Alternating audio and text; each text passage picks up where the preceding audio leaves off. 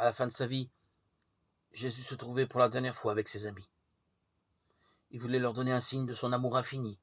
Il prend un linge dont il se ceint, verse de l'eau dans un bassin et commence à laver les pieds de ses disciples. C'était là le travail d'un serviteur.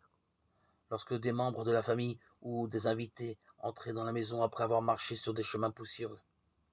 Et cela explique que le geste de Jésus rencontre d'abord une certaine réticence. Il explique ensuite à ses amis, « Si moi, le Seigneur, le Maître, je vous ai lavé les pieds, vous devez vous aussi vous laver les pieds les uns aux autres, car c'est un exemple que je vous ai donné afin que vous fassiez de même. » Pendant un camp de vacances, un enfant tomba dans une fosse à Purin. Le responsable avait peu d'expérience de ce genre d'accident, il n'avait rien appris à ce sujet dans ses cours de formation. Il a donc commencé à laver le garçonnet avec une serviette, mais finalement il a dû utiliser sa propre serviette de bain. Le moniteur était devenu un laveur de pieds, et il devait s'abaisser beaucoup pour faire ce travail. Il s'est même demandé si cela convenait à un chef, et puis il a très vite compris qu'il n'avait peut-être jamais été autant moniteur que dans cet humble service d'amis. Et puis, certains se laissent laver les pieds par d'autres durant toute une vie.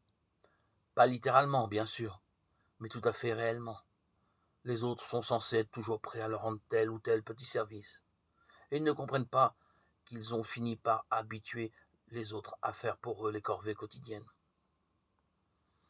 C'est alors tout un bouleversement de devenir soi-même un laveur de pieds.